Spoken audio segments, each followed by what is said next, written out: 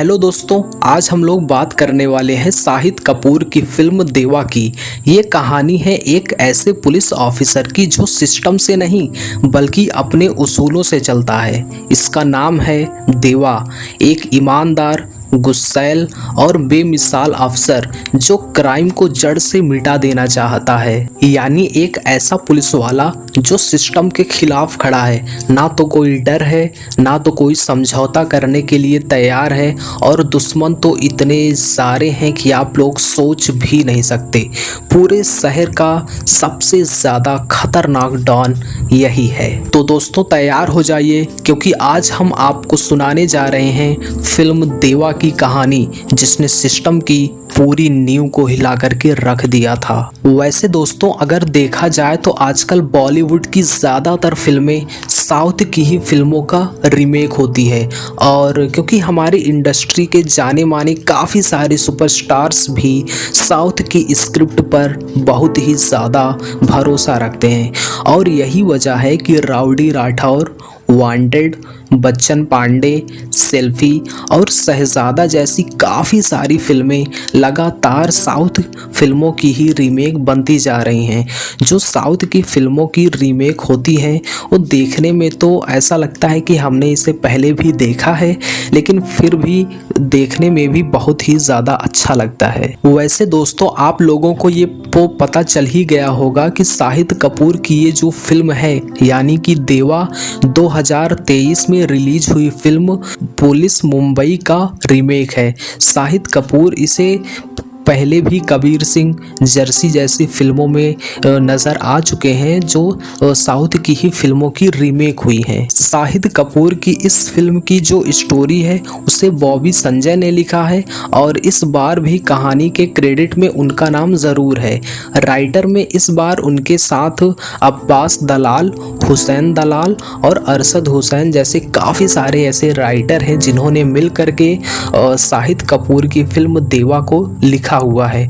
उन्होंने केरल की ज़मीन से इस कहानी को निकाल करके मुंबई की दुनिया में रोप दिया है। मतलब अगर देखा जाए तो इस फिल्म की जो मेन जो स्टोरी है उसे केरल से लिया गया है, और इस फिल्म की स्टोरी में मुंबई को दिखाया गया है। इसलिए आपको थोड़ा सा नाच गाना, थोड़ा सा पॉलिटिशियंस, पॉलिटिक्स, ये सारी चीज़ें आपको देखने को मिलेंगी। इस फिल्म का जो क्लाइमेक्स है वो आपको देखने में बहुत ही ज़्यादा अच्छा लगेगा, बहुत ही ज़्यादा मज़ा आएगा आपको ये फिल्म देख करके। दोस्तों जब आप लोग इस फिल्म को देखोगे तो इस फिल्म में एक सीन है जिसमें एक डॉक्टर है जो कहती है कि एक्सीडेंट से पहले तुम देव थे, देव ए थे, और एक्सीडेंट के बाद तुम देव भी हो गए हो।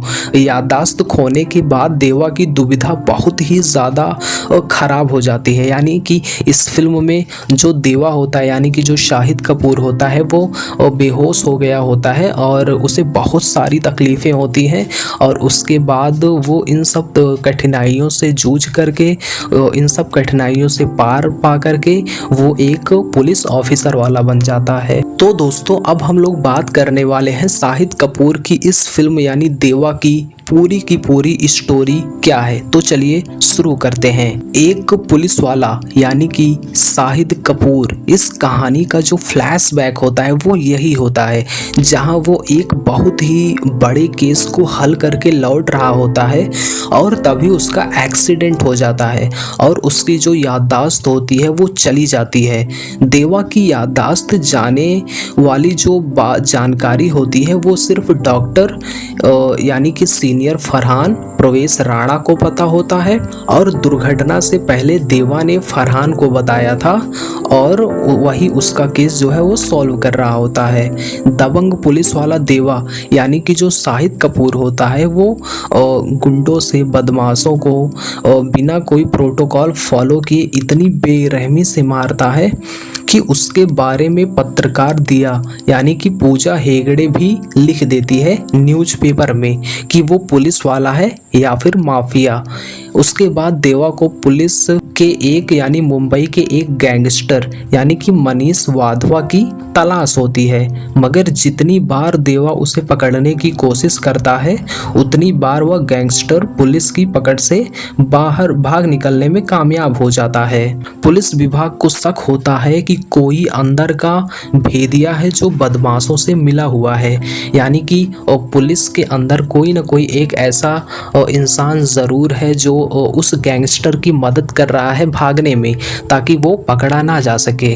और उसके बाद दोस्तों इस फिल्म की कहानी का दूसरा ट्रैक स्टार्ट होता है, जहां देवा का सगा भाई यानी कि उसका दोस्त भी वो होता है, उसका नाम होता है रोहन, को गोली मार करके उसी दिन हत्या कर दी जाती है, क्योंकि देवा उन सारे गैंगस्टर्स को पकड़ने की कोशिश करता है और उसे मारने की कोशिश करता है।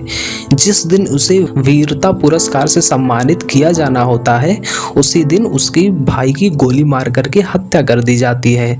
देवा अपने भाई और पुलिस वाले के कत्ल के में जुट जाता है कि इसको जो है किस लिए किया जाता है, या फिर सारी चीज़ें ढूंढने में जुट जाता है। मगर जब तक वह उस केस को सॉल्व करता है तब तक उसकी जो याददाश्त होती है वो चली जाती है। याददाश्त जाने के बाद एक बार फिर देवा को रोहन का केस सौंप दिया जाता है।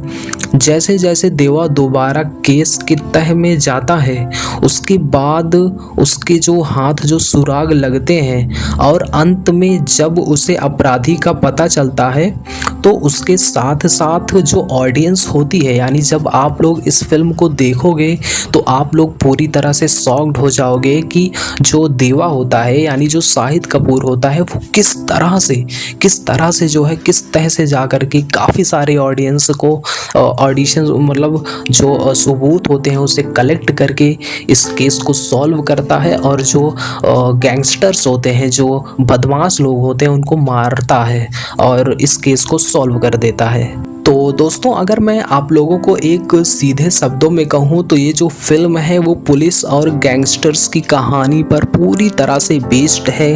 आप लोग भी काफ़ी बार इस फिल्म को फिल्म को देख करके, ऐसी स्टोरी वाली फिल्मों को देख करके थोड़ा सा आप लोग बोर ज़रूर हो गए होंगे, लेकिन अब क्या कर सकते हैं, ऐसी फिल्में बॉलीवुड में बार बार बनाई जा रही हैं जिसे देखकर ऑडियंस भी काफ़ी ज़्यादा बोर हो गई है।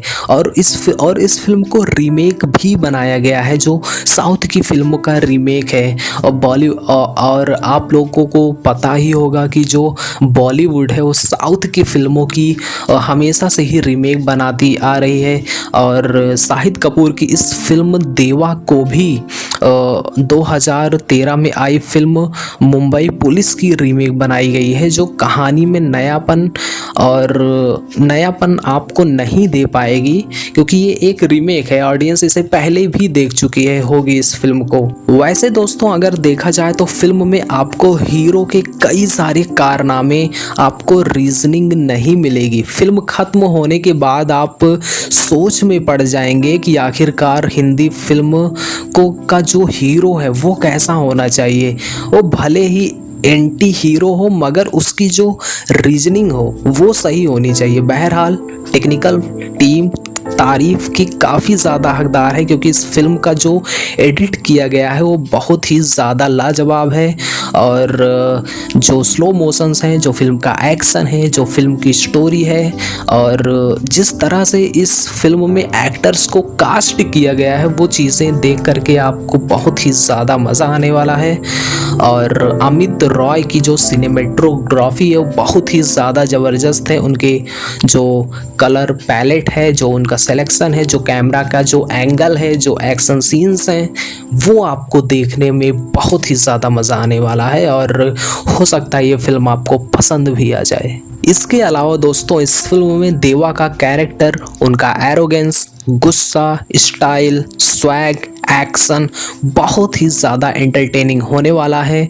याददाश्त होने और उसको खोने वाले दोनों रूपों के जो प्रभावी रहे हैं, मगर क्लाइमेक्स में आकर के उनकी सारी मेहनत तब ज़ाया हो जाती है जब उनका कैरेक्टर जस्टिफाइड ही नहीं लगता है। यानी कि इस फिल्म को देख करके, यानी शाहिद कपूर का कैरेक्टर को देख करके आपको ऐसा लगेगा जैसे मैंने इसे पहले भी कहीं देखा हुआ है। यानी जब शाहिद कपूर की पिछली फिल्म कबीर सिंह रिलीज हुई थी, तब उनका जो कैरेक्टर था वो भी एकदम एग्जैक्ट तो नहीं बोल सकते, लेकिन फिर भी इसी के जैसा था।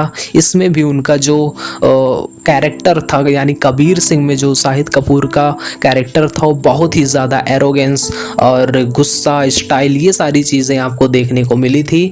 और इस फिल्म में यानी देवा फिल्म में भी आपको यही सारी चीज़ें देखने को मिलने वाली है, यानी एरोगेंस, गुस्सा, ये सारी चीज़ें। तो इसके अलावा दोस्तों, अगर आप लोग मेरी एडवाइस लेना चाहते हो तो मैं तो सिर्फ इतना बता सकता हूँ कि आप लोग थिएटर्स में जाओ, ये फिल्म देखो, और बहुत ही कम उम्मीद रखना कि ये फिल्म आपको अच्छी लगेगी। वही सारी पुरानी चीज़ें हैं, बस यही सोच करके जाना ये फिल्म को देखने के लिए। तो दोस्तों, बस आज के लिए बस इतना ही। मिलते हैं किसी और वीडियो में, तब तक के लिए जय हिंद, जय भारत।